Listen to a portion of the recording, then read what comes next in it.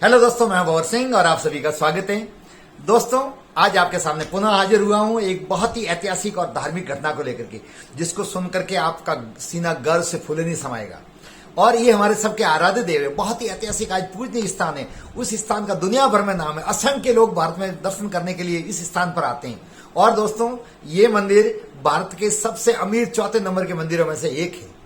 जी हाँ दोस्तों, आज मैं इतिहास बताने जा रहा हूं भगवान श्री कृष्ण का जाना माना स्थान श्रीनाथ जी, जिसको हम नाथ द्वारा कहते हैं। राजस्थान के राजसमंद जिले में उदयपुर से मात्र 45 किलोमीटर दूर स्थित ये नाथ द्वारा। जी हाँ दोस्तों, आपने भी दर्शन किए होंगे, बहुत सौ ने नहीं किए तो जरूर आप दर्शन करने के लिए जाएं। असंख्य भक्तों का दिन भर तांता लगा रहता है। लेकिन क्या दोस्तों, आप जानते हो कि इस मंदिर के बनने के पीछे, इस भगवान श्री कृष्ण के आने के पीछे उद्देश्य क्या था? कब यह मूर्ति आई? ये मंदिर कैसे बना? इसका इतिहास क्या है? बहुत सौ को पता नहीं है। कई बार हम क्या करते हैं, दर्शन करने के लिए दोस्तों जाते हैं, लेकिन हम उस मंदिर के बारे में इतिहास नहीं जानते। हमको क्या पता कि इस मंदिर को निर्माण करने के लिए, भगवान श्री कृष्ण की मूर्ति को यहां तक लाने के लिए लोगों ने कितने कष्ट सहे थे, कितनी तकलीफें देखी थी। जब मैं ये पढ़ रहा था इतिहास, तो दोस्तों मैं भाव विभोर हो गया। सच कह रहा हूं, मैं बहुत भाव विभोर हो गया। जैसे देश की आजादी के आंदोलन में अनेक लोगों ने कुर्बानी देकर के देश को आजाद करवाया, ऐसे ही हमारे धर्म की रक्षा करने के लिए असंख्य लोगों ने अपने प्राणों की बलिदान दिया, अपनी जान को जोखिम में डाल करके। और ऐसी मूर्ति, ऐसे मंदिर, ऐसे हमारे आराध्य देव की रक्षा की है, उनको हम कैसे भुला सकते हैं? उनके बगैर ये धर्म नहीं रहता, ये हमारी संस्कृति नहीं रहती। आइए दोस्तों, आज मैं आपको नाथ द्वारा का गौरवशाली इतिहास बताता हूं, सुनकर के आपको बड़ा गर्व महसूस होगा। दोस्तों, 9 अप्रैल 1669 को उस क्रूर औरंगजेब ने एक फरमान जारी किया कि भारत के संपूर्ण वो हिंदुओं के मंदिर या जैन के मंदिर जो ऐतिहासिक है, लोकप्रिय हैं, बड़े बड़े मंदिर हैं, उन सबको ध्वस्त किया जाए।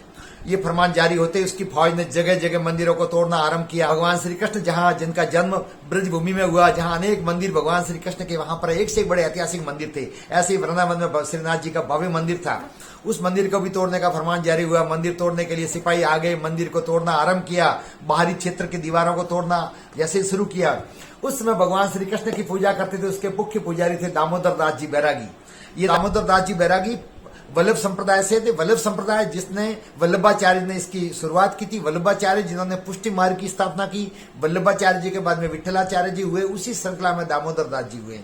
उन दामोदर दास जी ने भगवान श्री कृष्ण को आधी रात को जाकर के मंदिर के सामने हाथ जोड़ के कहा कि प्रभु, अब आपकी रक्षा करने के लिए, उस क्रूर औरंगजेब से बचाने के लिए आप आज्ञा दो, तो आपको और हमको यहाँ से पलायन करना पड़ेगा। कहते हैं भगवान श्री कृष्ण ने उनको मन ही मन मुस्कुराते हुए अनुमति दी और वल्लभाचार्य जी की आंखें भर आई। अब प्रथम बार भगवान को यहाँ से भूमि छोड़ करके जाना पड़ा। दोस्तों, विदाई का समय बहुत ही कष्ट का ही होता है। अपनी धरती को छोड़ते वक्त पशु के भी आंख में आंसू आ जाते हैं। घर छोड़ते वक्त हमें कितनी पीड़ा होती है, बेटी विदा होती है तब कितनी पीड़ा होती है। तो ऐतिहासिक मंदिर जो 600 साल पुरानी मूर्ति थी भगवान श्री कृष्ण की, जिसके बाएं हाथ की छोटी तर्जनी ऊपर की हुई है, गोवर्धन पर्वत को उठाए हुए भगवान श्री कृष्ण, ये काले संगमरमर की दुर्लभ मूर्ति है। और दोस्तों, 4 फीट इसकी ऊंचाई है। दायां हाथ कमर पर रखा हुआ है और भगवान श्री कृष्ण का ये बाल रूप पूजा जाता है, जो भी नाथ द्वारा में है, श्रीनाथ जी की मूर्ति। ये 7 साल की उम्र में भगवान श्री कृष्ण ने गोवर्धन पर्वत को बाएं हाथ, जिसको मारवाड़ी में डाबो हाथ को, बाएं हाथ से इसकी छोटी उंगली से उठाया था गोवर्धन पर्वत। ये मूर्ति उसकी बनी हुई है।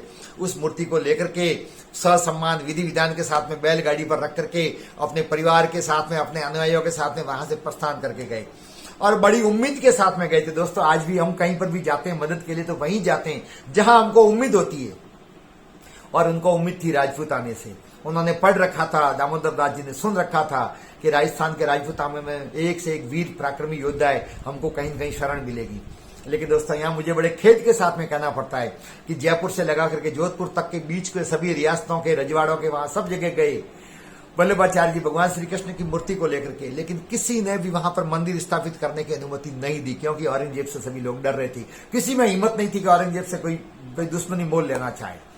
लेकिन ये करते करते लगभग 1 साल हो गया दामोदर दास जी को भगवान श्री कृष्ण की मूर्ति को जगह जगह घुमाती।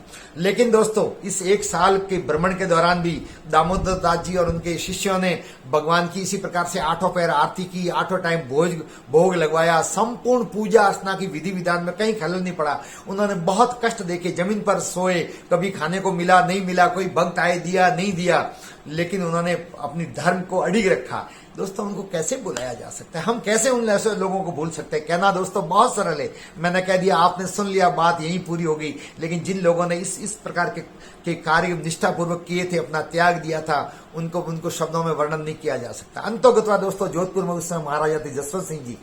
महाराजा जसवंत सिंह जी से भी उनको उम्मीद थी, लेकिन महाराजा जसवंत सिंह ने भी मना कर दिया मंदिर बनाने के लिए। हाँ, कुछ समय तक व्यवस्था नहीं हो तब तक ठहरने की अनुमति दी, और वो अनुमति दी थी चौपासनी में, जो जोधपुर के पास में। आप सभी लोग कई बार जोधपुर के आसपास वाले नाम जानते हैं। वहां चौपासनी में 7-8 महीने तक भगवान श्री कृष्ण बैलगाड़ी पर ही वहीं पर रखी गई मूर्ति पूजा अर्चना की थी। लोग दर्शन करने के लिए आते थे, लेकिन मंदिर बनाने की अनुमति नहीं दी। आखिरकार दामोदर दास जी और उनके शिष्यों ने सोचा कि ये कितने दिन तक चलेगा। उदारी से दोस्तों दिन बिताया जा सकता है, जीवन तक बिताया नहीं जा सकता ना, स्थायी घर तो चाहिए। तो तब उनको किसने बताया, उस दौरान एक घटनाक्रम हुआ था। ये बात है 1660 में। 1660 में एक घटना घटी, जिसके कारण से उस समय के मेवाड़ के महाराणा राज सिंह जी और औरंगजेब के बीच में तनातनी हो गई। आपको पता ही, मेवाड़ को छोड़ करके समस्त राजपूत बड़े बड़े ठिकानों ने मुगलों से अपनी बेटियों की शादी की। तो उसी समय किशनगढ़ की राजकुमारी थी चारुमती, उसकी शादी भी औरंगजेब से उसके पिता ने करनी तय की। ये जब पता चारुमती को लगा, तो चारुमती बड़ी स्वाभिमानी कन्या थी, खानदानी कन्या थी। उसने कहा मैं मर जाऊंगी लेकिन इस मुगल से मैं शादी नहीं करा। तब चारुमती को पता था कि मेवाड़ के महाराणा राज सिंह जी जो वीर योद्धा है, और यदि मैं उनको संदेश भेजूं तो निश्चित तौर पे वो आकर के मुझे यहाँ से ले जाएंगे। उन्होंने एक वाहक के साथ में संदेश भेजा कि औरंगजेब से मेरे पिता जी शादी करवाना चाह रहे हैं मेरी, लेकिन मैं आपसे शादी करना चाहती हूँ, कृपया धर्म की रक्षा के लिए आप पधारें और मुझे यहाँ से ससम्मान ले जाएं।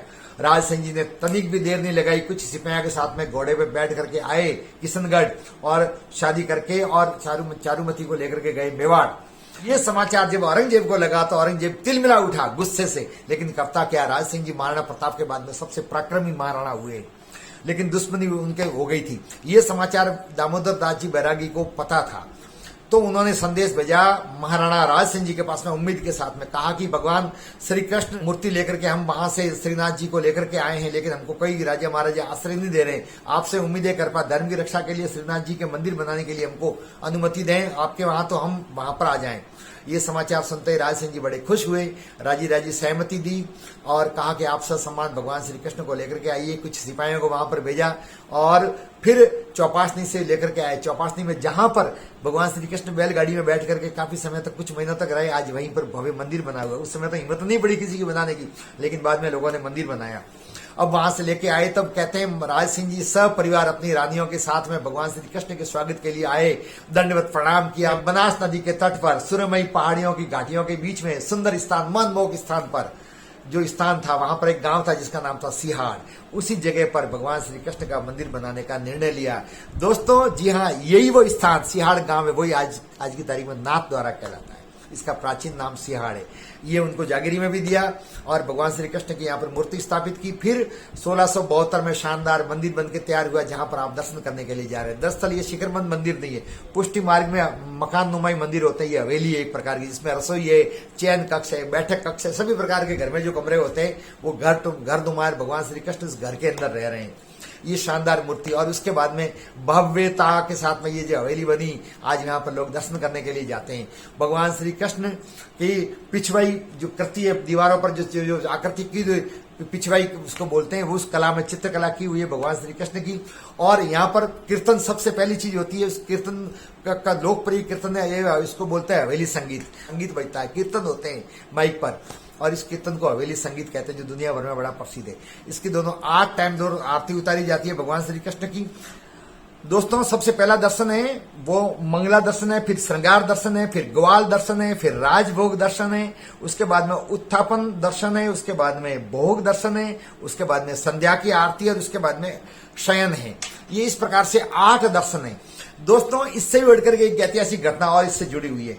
आप लोगों ने जिन्होंने दर्शन किए होंगे, भगवान श्री कृष्ण की ठौड़ी के नीचे एक हीरा लगा हुआ चमकदार, जो जिन्होंने दर्शन किया उन्होंने देखा है। ये हीरा दरअसल औरंगजेब की मां ने भेजा था। जी हाँ दोस्तों, पुनः सुना रहा हूं, औरंगजेब की मां ने भेजा था। और क्यों भेजा था वो भी आप सुने कि जब औरंगजेब को ये पता लगा कि भगवान श्री कृष्ण की मूर्ति है वो वहां पर मेवाड़ में स्थापित की गई है नाथ द्वारे में, और राज सिंह ने आमंत्रित किया, तो औरंगजेब बड़ा नाराज हुआ, फौज लेकर के यहाँ पर आया और जैसे मंदिर की सीढ़ियां चढ़ा तो वो अंधा हो गया। फिर आगे बढ़े, अंधा हो जाए, पीछे जाए तो वापिस दिखने लग जाए। ऐसे करते करते थक गया। सिपाही ने कहा कि साहब ये भगवान का चमत्कार है, छोड़ो। तो हार थक के औरंगजेब को भी माफी मांगते हुए पीछे हटाने पड़े। ये जब समाचार उसकी मां को दिल्ली समाचार मिला कि मेरा बेटा औरंगजेब वहां पर गया था भगवान श्री कृष्ण की मूर्ति नाथ द्वारा में तोड़ने के लिए और अंधा हो गया था, फिर क्षमा याचना करने पर वापस दिखने लगा, तो औरंगजेब की मां ने भगवान श्री कृष्ण के लिए एक हीरा भेजा था। वही हीरा आज भगवान श्री कृष्ण की थौड़ी में लगा हुआ है, जो आप और हम जाते हैं तब दर्शन करते हैं। भगवान श्री कृष्ण की चरण पादुका आज भी कोटा के पास में, कोटा से 10 किलोमीटर दूर है, जिसको चरण समाधि कहते हैं, वहां पर आज भी उसी रूप में विद्यमान है। इसी प्रकार दोस्तों कृष्ण जन्माष्टमी के दिन ठीक रात्रि को 11:30 बजे कपाट एक बार बंद हो जाते हैं और 12 बजे वापस कपाट खुलते हैं भगवान श्री कृष्ण के। जैसे ही 12 बजे कपाट खुलते हैं उस समय 21 तोपों की सलामी लगती है। जी हाँ दोस्तों, नाथ द्वारा में 21 तोपों की सलामी लगती है कृष्ण जन्माष्टमी के दिन। द्वारा के जितने भी ग्वाले थे, गुजर और देवासी, उन्होंने भी आगे आकर के मदद के लिए तैयार रह के हमारे रहते हुए हमारे ऊपर होकर के कोई जा सकता, हमारे जीते जी भगवान श्री कृष्ण की मूर्ति को कोई छू नहीं सकता। इसलिए गुजर और देवासी समाज के भी बहुत वहां के पूजनीय स्थान है भगवान श्री कृष्ण। आज वही मंदिर वहां पर सुशोभित है, लोग दर्शन करने के लिए जाते हैं। लेकिन दोस्तों इस मंदिर की स्थापना करने के लिए, यहाँ तक भगवान श्री कृष्ण को लाने के लिए दामोदर दास जी को और उनके अनुयायियों को, उन समस्त भक्तों को बहुत कष्ट सहन करना पड़ा, तब जाकर के इतिहास बना। ऐसे गौरवशाली मंदिर का दर्शन करने वक्त हमें गर्व महसूस होता है, ऐसी जानकारी प्राप्त करने पर हमको बड़ा गर्व महसूस होता है। दोस्तों आपको ये घटना कैसी लगी, आप सुनाएं, अपने बड़े बुजुर्गों को सुनाएं, अपने बच्चों को सुनाएं, तभी हमारे मन में श्रद्धा भाव जगेगा और इतिहास में क्या क्या घटना घटी है, कहां कहां हमारा इतिहास गौरवशाली नहीं रहा है, वो सब आपके सामने बारी बारी से प्रस्तुत करूंगा। आप वीडियो से जुड़े रहें, चैनल को सब्सक्राइब करें, लाइक करें, कमेंट्स करें। आप सबका बहुत बहुत धन्यवाद। जय श्रीनाथ जी की।